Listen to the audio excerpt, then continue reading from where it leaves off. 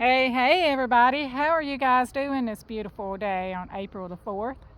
It's really nice and pretty out here. The other day I made a video of some of the plants I seen out in my yard, my backyard out back. So this is a few plants I've come across in my yard alone. Just not even really looking, but just running into them. But here we go. I have 7 different plants. The wild onion, all of these I mentioned the other day on my other video. So we have the wild onion. It is good for digestive health. It helps relieve gas, bloating, and indigestion. I'm going to read this off. I made notes because I can't remember all of this. It's good for respiratory health. It's an antibacterial and antiviral properties. It's used to treat colds, coughs, and sore throats. And then we have it helps reduce heart disease and lower blood pressure and cholesterol levels. Anti-inflammatory. It helps relieve pain from insect bites, stings, and skin conditions. It has been used to treat tuberculosis, stomach ulcers, urinary tract infections. And it's believed to have diuretic, I'm not sure how to pronounce it, and tonic properties. So if you hold water, it's supposed to help with that. Okay, the next one on my list I have is this. It's a purple dead nettle. It looks a lot like when you're picking, these are usually right beside each other. One is henbit dead nettle and one is purple dead nettle. They have the little square stems on them. It's really unique, square stem. So you can see how the leaves grow. It's just different once you learn it. It's different.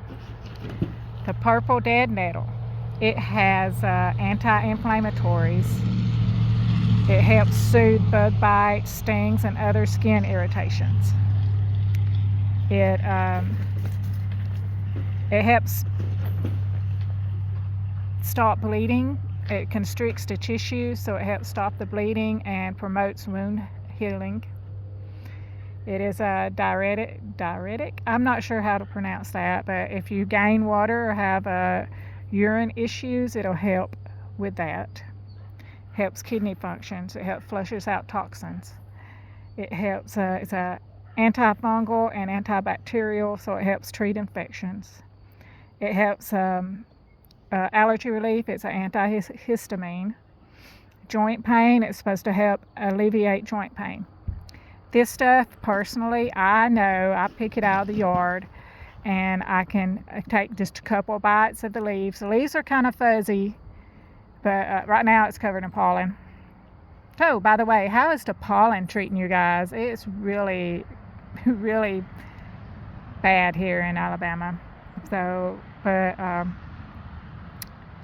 if you have any stomach issues, I have came out here and picked just this right here and take 2 or 3 leaves and eat them, and it helps my stomach. That's personal experience. It helps my stomach issues. So that's the purple dead nettle. We did the wild onion. My car is nasty. The pollen and these little things, I don't know what these things are. These little things are everywhere. Okay, white clover. White clover, red clover. Red clover is better, but white clover is good too. If you have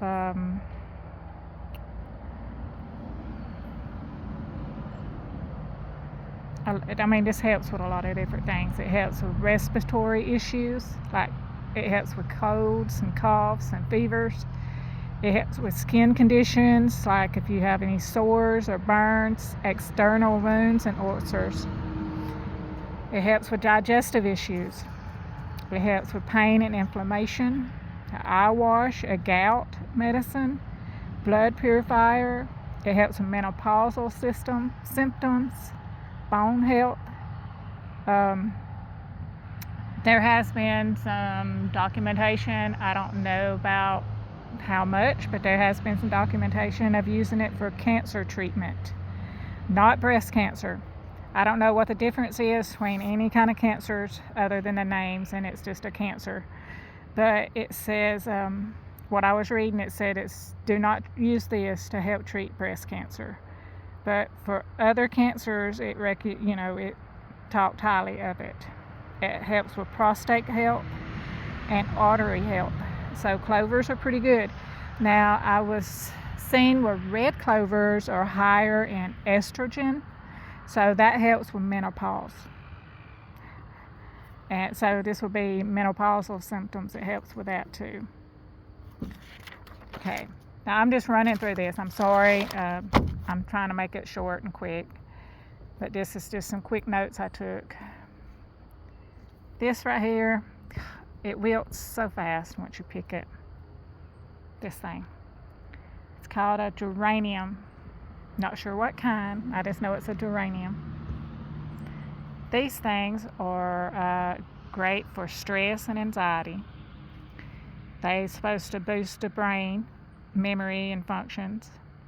They're good for pain, inflammation, skin health, diabetes, and chronic diarrhea.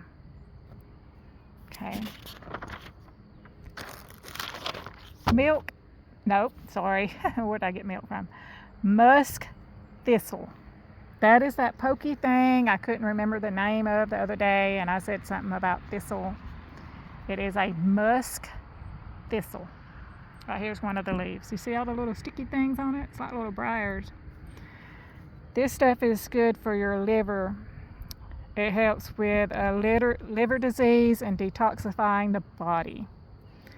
It has been known to be used to treat prostate disease, malaria, constipation, kidney stones, and to help purify the blood. It has antioxidants and anti-inflammatories in it. Let's see what else I got. This is henbit. It's kind of wilted, but it's henbit. See the little leaves? Henbit dead nettle. It is known for the anti-rheumatic and anti-inflammatory properties. It has iron, vitamin A, C, and K. It's energy boosting. It's a mild laxative, so it's got fiber in it, antioxidants. It helps with fever reduction. It's an anti-inflammatory, which helps for joint pain, menstrual issues. It treats cuts, scrapes, burns, and stings. It's pretty good little plant. All of these are good. I mean, these are in the yard. It's medicine from your yard. And then, of course, we know the dandelion. I did not write all the stuff down about dandelions, but it is pretty well known. Dandelions is a whole different story. Everything on the dandelion is good to eat. I did learn one new thing about dandelions that I did not know, is that if you're on blood thinners, you do not need to consume dandelions, tea, leaf, root, nothing of the dandelion if you're on a blood thinner. I did not know that. That's a good information to know. But, I mean, this is 7 different plants, medical, vitamins, herbal. Most people call them weeds because they look like weeds in your garden, or not garden, sorry, in your yard. So these are weeds. But these weeds turn out to be very good for you, and medical-wise, very good vitamins. But there you go. It took me a minute to get all that. I am digging up more information on it, so maybe I can talk about each one individually, do a whole video on each one. I don't know. That's just an idea for later on down the road. Now, this henbit and purple dead nettle will be going out. It'll be hard to find before too long. Usually once I cut it, I don't see it much more in my yard. It comes in when if it's hot, it's not going to grow. So it's a cool early spring type plant. So if you want any, you need to go ahead and harvest it and dry it up for when you need it later. Yep. And dandelions will play out before long too. So, but anyway, thank you for listening. We'll holler at you guys later on.